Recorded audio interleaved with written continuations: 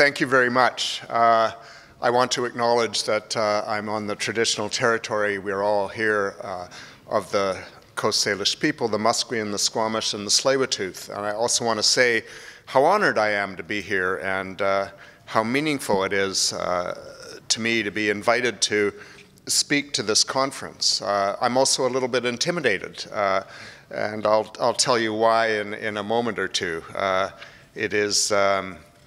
It is common, I think, for us as ministers to be invited to events or places to talk about what the government is planning to do, but I think it's less important to talk about what the government is planning to do than what the government is intending to learn and how the government is intending to put those learnings, particularly from people who have lived here for millennia, into action to make a better place for all of us.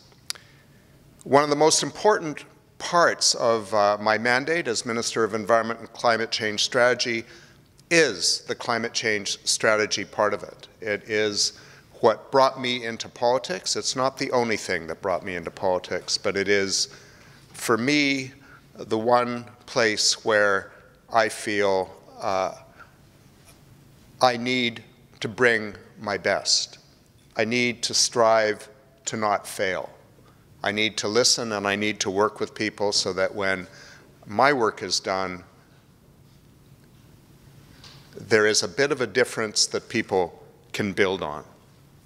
Because if we don't do more than talk about one or two things that we can do that look good or sound good or look like we're addressing climate change or acknowledging it, we won't make a difference. We need a plan to systematically, in a trustworthy way, in a sincere way, actually make a difference in how we live our lives in British Columbia, in this area,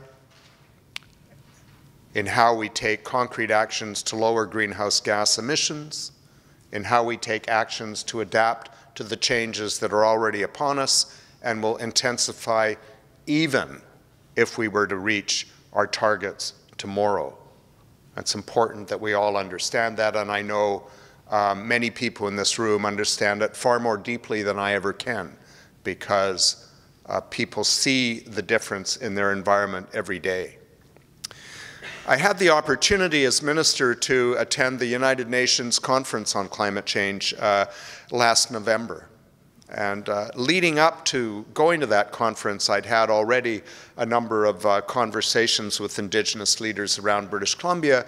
And in Bonn, Germany, I had the opportunity to speak with and be on a panel with Indigenous leaders from not only across Canada, as well as the northern parts of Canada, but from around the world. And I learned some lessons from all of those conversations in a way that sunk into me over time. And the lesson, which I'm not through learning, is that it's one thing to say that Indigenous people are on the front lines of climate change, the front lines of feeling the impacts of climate change.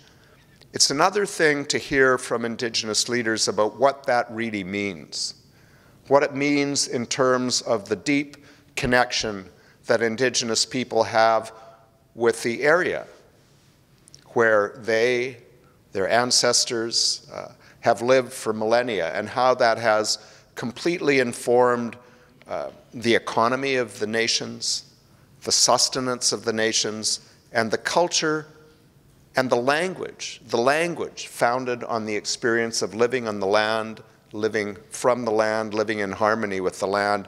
And that I met Indigenous people from small island nations, from the northern territories of Canada, from around the world, who all talked about how things were changing in their ability to live with and from the land, to have a natural economy based on the environment that sustained them and that sustained their culture. And that goes all the way through to the language. My ancestors came from Europe. My parents came from Europe. I have moved to different parts of British Columbia and Canada over my life, as have many of the people that I work with. That may be our culture, but it's not a culture based on place. It's a culture where we can understand the place we're currently in, but it's a different relationship with the world. And from the Indigenous people I've had the honor to speak with over many months in this office, I've learned that for people whose whole identity, whose language and culture is attached to a place, the environment and the resources that are found in it, it is profoundly threatening to existence and to the future to see that change. To see the ability for their children and grandchildren to envision a future that they hear about from their elders. Excuse me. I spent some time speaking with Chief Thomas earlier this morning before the conference started, and she was talking about how she'd learned about her culture, about the place, about the environment, and that it's harder today for young people to do that because the environment's changing, because where once people could go out and harvest clams or other seafood, that may not be safe. It certainly isn't as abundant. And then, of course, there are all the distractions of a modern world that surrounds. Chief Thomas asked me what the Tsleil-Waututh could do to help government in our actions to address climate change, both to reduce emissions and to adapt to it. And I said in response that what we have an abundance of in our culture, in our government, in our ministry, and in Canada, is access to Western science and knowledge, if we choose to use it, which we haven't always done. What we don't have is the Indigenous knowledge and culture that is so important for us to ensure that we find a way to restore balance and live in harmony with the land, with the ocean, with the other species, and with each other. And that is, I think, what I want to say to this conference, that as we develop a strategy in the BC government to have a real climate action strategy, to have a different kind of economy that's based on cleaner actions, on low carbon, and as we look for ways to mitigate the impacts that are going to happen, we need to do it in collaboration. We need to do it as partners. We need to do it in recognition that we all live here together, and we need to accept in government and in the broader society in British Columbia and Canada that we can't do it alone, and we don't possess all the knowledge we need to do it effectively and at the pace at which we have to. We need to do that with respect for Indigenous knowledge, Indigenous traditional relationships with the land, with the place in which people live, with the history, with the culture, and we need to work together to apply all of those aspects of knowledge to do things differently, to do things the way we need to do them if children and grandchildren are to have a future in British Columbia.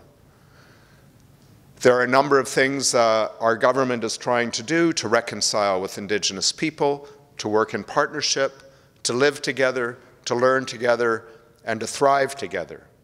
I'm not going to go into them in detail. I'm simply going to say that in my ministry, whether it's environmental assessment, whether it's developing a climate change strategy, whether it's putting together a climate solutions and clean growth advisory council as we have, we need to ensure that Indigenous knowledge, Indigenous practice, Indigenous culture, Indigenous rights, Indigenous law are always front of mind, are a significant piece of how we develop a plan a law, and systems going forward, that we cannot simply pay lip service any longer. Over the next week, we will be publishing from my ministry some discussion papers about how we're going to develop the first phase of a climate strategy that we'll announce in the fall. It's important that the feedback we get from that is robust from all segments of British Columbia, but particularly from Indigenous nations, Indigenous people, and from conferences like this, because if we don't incorporate that in a meaningful way, we will not get it right. So I want to say, I wish you well in this conference. I want to thank the Tsleil-Waututh and everyone else involved in organizing it for bringing people together to have these discussions. And I also want to say to Chief Thomas and everyone else, I'm honored to be here. I look forward to working with you. Have a great conference. Thank you very much.